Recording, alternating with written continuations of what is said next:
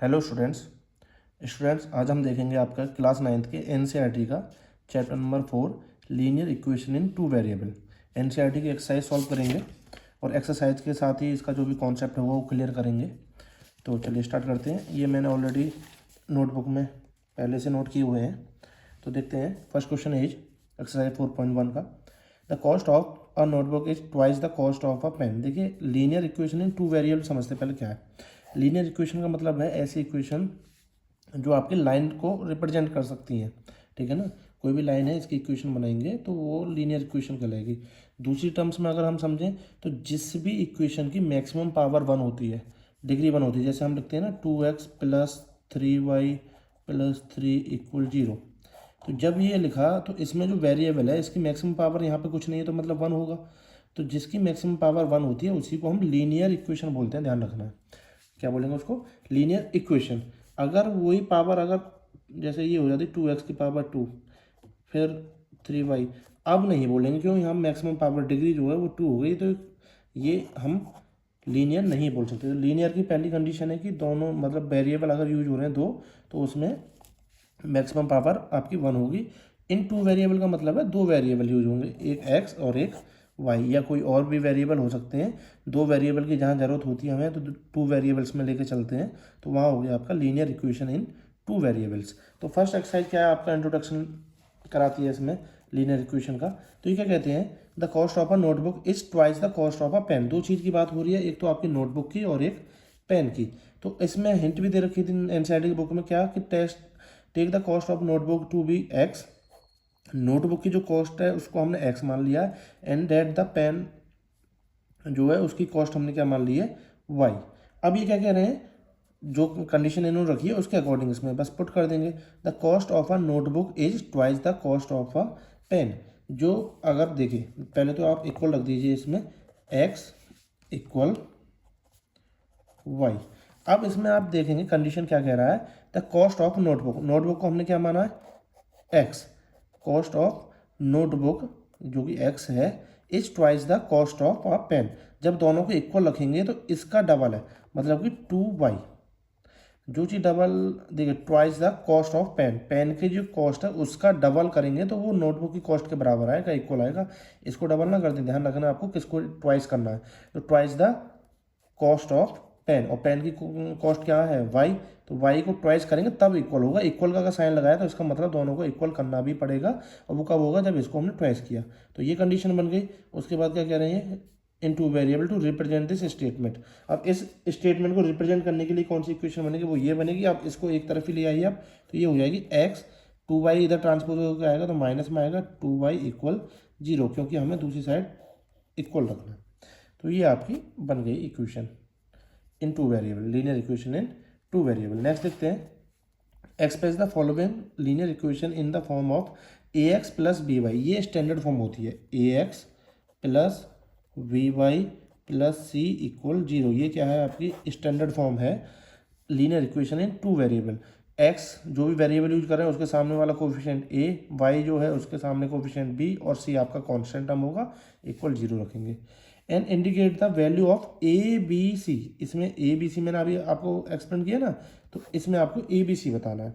तो आप क्या कर सकते हैं, वैसे तो आप डायरेक्ट भी बता सकते हैं, पर सी को भी इधर ले आइए तो ज़्यादा बेहतर है।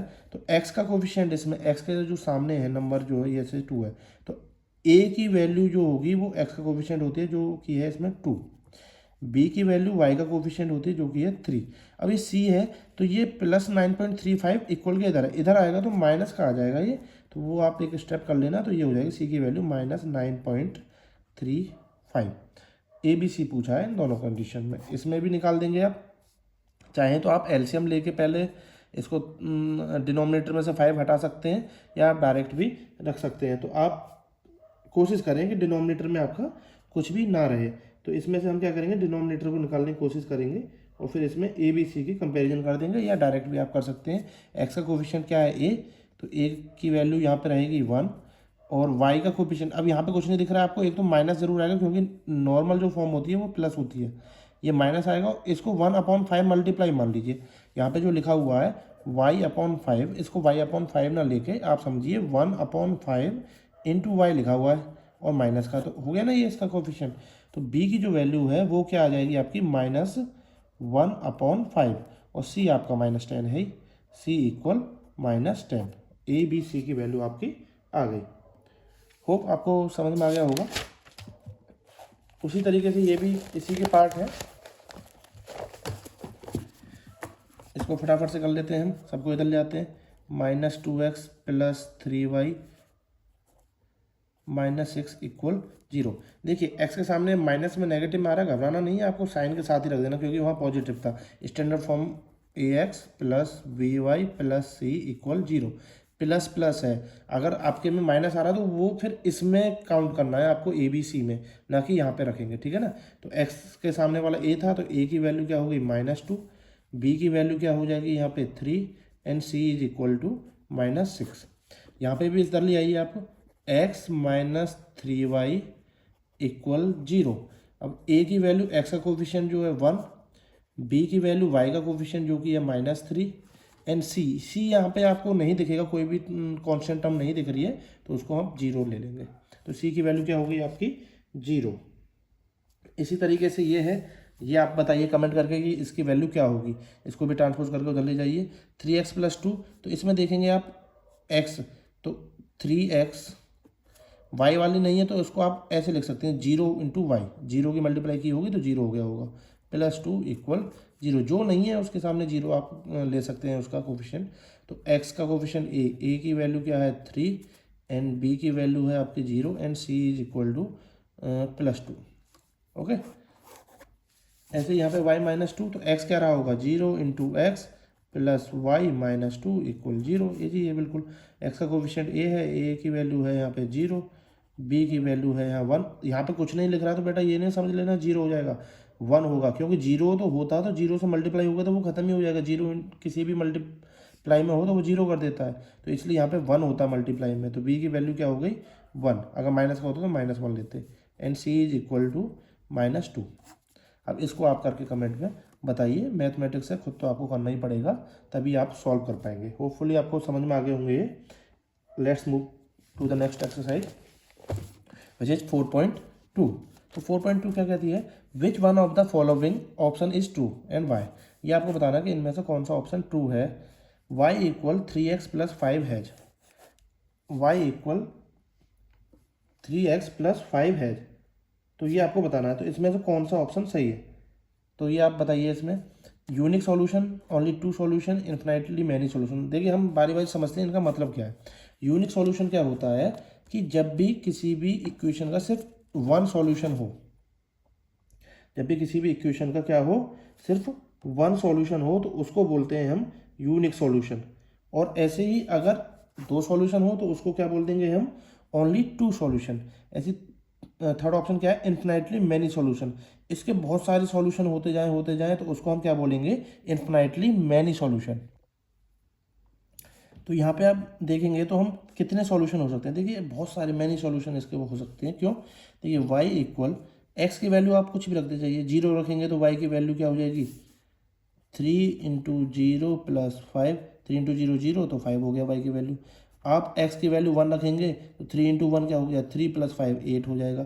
तो आप देखेंगे कि बहुत सारे इसके सॉल्यूशन आते रहेंगे, डिपेंड करता है कि आप इन दोनों टर्म्स में से किसकी वैल्यू क्या रख रहे हैं। तो इसका ऑप्शन सी करेक्ट हो जाएगा, option third, infinitely many solution. Second question समझते हैं, right 4 solution for each of the following equation. इसके आपको 4 सॉल्यूशन लिखने हैं जो भी इक्वेशन आपको गिवन है। तो हम लिखेंगे 4 सॉल्यूशन। कैसे लिख सकते हैं, अभी आपको समझाया था। एक वैल्यू आप पकड़ के चलिए, जैसे यहाँ पे हम एक्स और सॉल्यूशन का मतलब क्या होता है बेटा, जो भी इक्वेशन है उसमें वेरिएबल जो है उसकी वैल्यू निकालना। एक्स और वाई है जैसे यहाँ पे, तो एक्स और वाई की वैल्यू फाइंड करना, तो वही करेंगे हम यहाँ पे। तो क्या करते हैं हम, पहले एक काम करते हैं कि वाई को यहाँ रखते हैं, बाकी सबको उधर ले जाते हैं। तो इसको लिख देंगे हम y = 7 - 2x। अब आप देखेंगे क्या कि x की वैल्यू आप अपनी तरफ से पुट करते जाइए तो y की वैल्यू आती रहेगी, तो बहुत सारे सॉल्यूशन आ जाएंगे। तो मैं क्या करूँगा, x की वैल्यू पहले 0 रखता हूँ, तो y = क्या हो जाएगा 7 - 2 × 0, तो 0 हो गया तो 7 बचा, y = 7, तो g,7 एक तो ये आ गया। दूसरा आप x की जगह 1 रख देंगे तो क्या हो जाएगा y = 7 - 2 × 1 2, 7 - 2 कितना हो गया 5, y की वैल्यू 5। तो x की वैल्यू क्या रखी थी हमने 1, तो 1,5 पहली जो वैल्यू होती है वो x की और दूसरी y। तो पर आपको डायरेक्ट लिखना है x equal to 0 then y equal to 7 and x is equal 1 then y is equal 5। इस तरीके से आपको बहुत सारे इनके सॉल्यूशन फाइंड करके देने हैं। राइट 4 सॉल्यूशन, तो 4 सॉल्यूशन आप निकाल सकते हैं। सबके डिफरेंट आ सकते हैं क्योंकि एक इक्वेशन के बहुत सारे सॉल्यूशन हो सकते हैं। वो भी क्यों होते हैं वो भी समझाता हूँ। कोई भी लाइन है वो अगर आप ग्राफ पे देखेंगे तो बहुत सारे पॉइंटों से होकर जाती है जो कि एक्स और वाई को रिप्रेजेंट करते हैं। जैसे ये पॉइंट एक्स की वैल्यू यहाँ पे कुछ ना होगी, वाई की कुछ होगी। ये लाइन एक्स और वाई की बहुत सारी वैल्यूओं पे होकर जाएगी क्योंकि ये इन्फिनाइटली दोनों डायरेक्शन में बढ़ती रहती है। और लीनियर इक्वेशन यही कहता है अगर वो लाइन है तभी तो लीनियर इक्वेशन है। तो ये मैनी सॉल्यूशंस इसके आते हैं, एक्स और वाई की वैल्यू जो आएगी बहुत सारी आएंगी। तो 4 ही पूछा तो आप कुछ भी 4 निकाल दें, एक आप अपने अकॉर्डिंग रखें, दूसरी ऑटोमेटिक आएगी क्योंकि आप एक ही डिसाइड कर सकते हैं कि कौन सी आपको रखनी है। या तो आप x की वैल्यू रख लीजिए या y की वैल्यू रख लीजिए, वो आपके ऊपर है। ऐसे ही अब इसमें देख लेते हैं सेकंड क्वेश्चन क्या है इसका। पाई एक्स प्लस वाई इक्वल 9, पाई एक्स प्लस वाई इक्वल 9। अब इसमें भी y को इधर रख लेते हैं, बाकी सबको उधर ले जाते हैं। तो ये क्या हो जाएगा, y equal 9 minus pi x. घबराना नहीं है, वही x की वैल्यू आप रखेंगे यहाँ पे। जो भी आपका पहले 0 रख लीजिए तो y की वैल्यू क्या हो जाएगी, पुट x इक्वल 0, तो पाई इंटू 0 तो 0 हो जाएगा। तो ये क्या हो जाएगा, y की वैल्यू 9। ठीक है, एक तो ये आ गया आपका। दूसरा पाई x की वैल्यू 1 रख दीजिए तो 9 माइनस पाई आ जाएगा। उसको आप सॉल्व नहीं कर सकते क्योंकि पाई की वैल्यू डेफिनेट तो होती नहीं, कोई फिक्स नहीं होती। ये तो बहुत बड़ी कहानी है पाई की, तो वो कभी और डिस्कस करेंगे हम। तो ऐसे ही इसमें x की वैल्यू आप रख लें, x इक्वल 1 रखेंगे तो क्या हो जाएगा, y की value y equal 9 minus pi into 1, तो पाई हो गया ना, एक ये वैल्यू आएगी। इसको आपको एज इट इज लिखना पड़ेगा। और रखनी है वैल्यू तो x की जगह वैल्यू आप रख लीजिए x इक्वल -1, -1 रखेंगे बस साइन चेंज हो जाएगा। तो y की वैल्यू क्या हो जाएगी, 9 प्लस पाई। इस तरीके से आप 2 रख लीजिए, फिर 2 पाई हो जाएगा वो वहाँ पे। तो ये आपका 4 सॉल्यूशन निकाल सकते हैं। थर्ड ये है x इक्वल 4y। ये भी इजी है, आप x की वैल्यू फाइंड करेंगे, यहाँ पे y की वैल्यू आप अपने अकॉर्डिंग रख लीजिए। y इक्वल 0 रखेंगे तो x की वैल्यू भी 0। आप y इक्वल 1 रखिए तो x इक्वल 4 आ गया। y की वैल्यू आप 1/2 रख दीजिए तो 2 कट के 2 आ जाएगा। फ्रैक्शनल भी रख सकते हैं, ठीक है ना। ये आप सॉल्व कर लेंगे। उसके बाद आपका क्वेश्चन नंबर 3 देखते हैं क्या कह रहा है। Check which of the following are solution of the equation x minus 2y equal 4 and which are not. आपको बताना कि ये जो सॉल्यूशंस गिवन है, ये वैल्यू पहली जो वैल्यू होती है x की, दूसरी y, x y, ये आप कहीं भी चेंज नहीं कर सकते। फर्स्ट वैल्यू आपको x की ही लेनी है, ये ध्यान रखना है, ठीक है ना।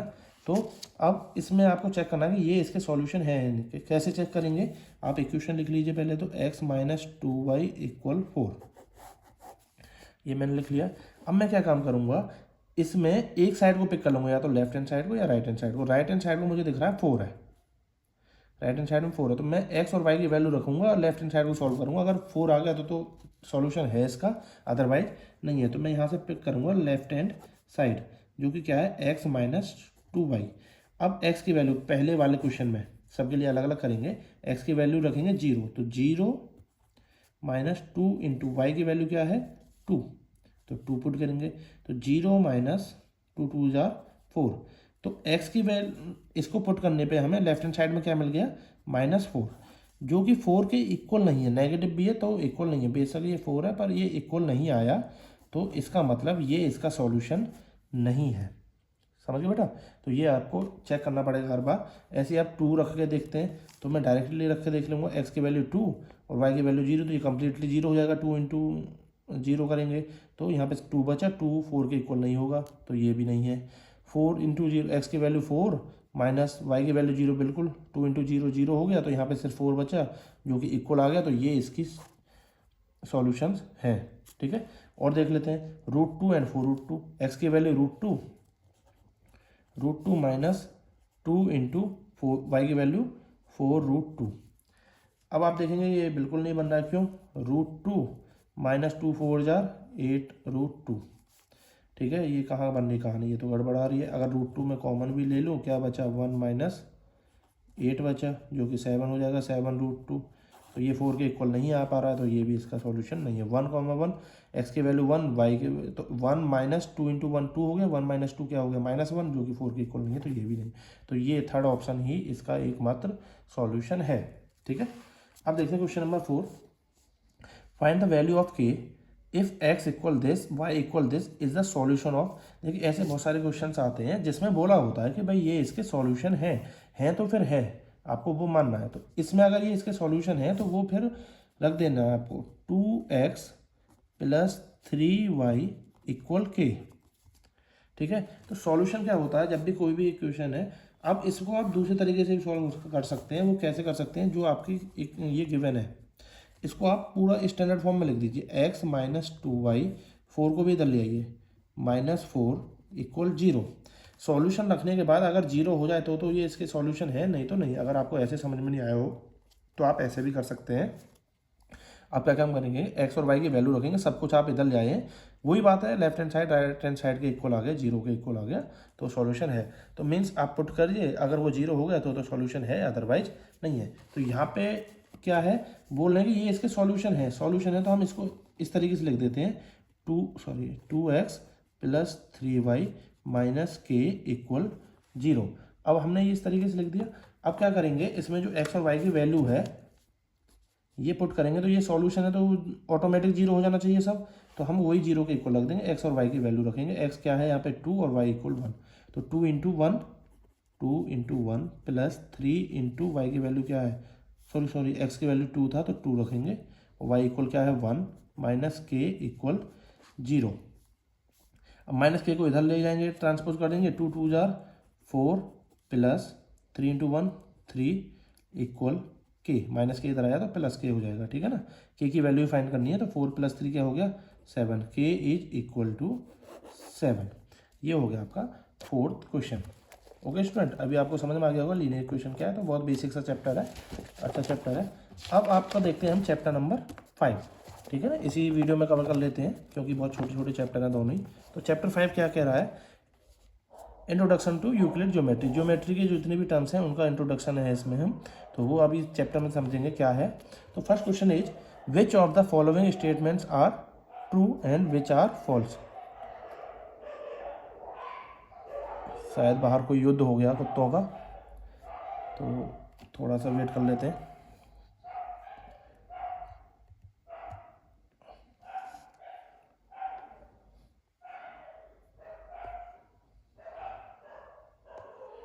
लग रहा है ये भी बराक ओबामा के चेले हैं, जैसे वो लड़ा रहा है सबको, ऐसे ये भी लड़ रहे हैं। चलिए छोड़ो उन बातों को। Which of the following statement are true and which are false, इनमें से बताना कौन सी ट्रू है कौन सी false. Only one line can passes through a single point. ये कह रहे हैं सिर्फ एक पॉइंट से सिर्फ एक ही लाइन जा सकती है। ऐसा तो नहीं है भाई, एक पॉइंट से आप कितनी भी लाइन को भेज सकते हैं, इन्फिनाइटली लाइन जाएंगी। ठीक है ना, आप देख पा रहे होंगे इसी पॉइंट से कितनी भी इन्फिनाइटली लाइन जा सकती है, सिर्फ इसी पॉइंट से, समझ रहे हो। तो ये आपका फॉल्स हो जाता है, only one line can pass through a single point, तो ये क्या हो गया आपका फॉल्स हो गया। डाल देंगे कि बहुत सारी लाइन आप वहाँ से पास हो सकती हैं। सेकंड क्या है,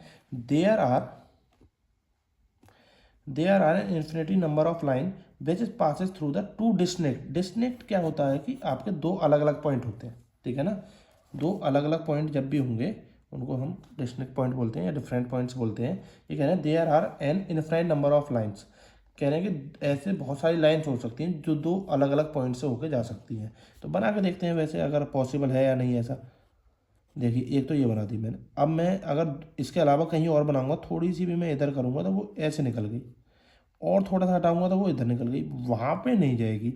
तो दो पॉइंट से होकर जाने वाली एक ही लाइन होती है, there is only one and only line होगी जो कि दो पॉइंट से होकर जाएगी, बहुत सारी तो नहीं जा सकती। तो ये वाला इसमें क्या हो जाएगा, ये भी फॉल्स हो जाएगा। ये इन्होंने उल्टा दे दिया है, यहाँ पे इन्फिनाइटली हो सकती है, बहुत सारी हो सकती है, तो वहाँ उन्होंने वन बोला है, और यहाँ पे बहुत सारी एक हो सकती है, तो वहाँ पे ये बहुत सारी बोल रहे हैं। ठीक है, उसके बाद थर्ड क्या है, a terminated line can be produce indefinitely on both the sides. ये कह रहे हैं कि एक terminated line a terminated line can be produce indefinitely on both the side. ये कह रहे हैं कोई भी एक टर्मिनेटेड लाइन है, ये कह रहे हैं ये दोनों डायरेक्शन में इनडेफिनेटली बढ़ सकती है, ठीक है ना। इनडेफिनेटली का मतलब जो फिक्स ना हो, इन्फिनेटली बढ़ती जाए, वही आपका क्या है, तो ये ट्रू है बिल्कुल भाई, जा सकती है ना दोनों डायरेक्शन में।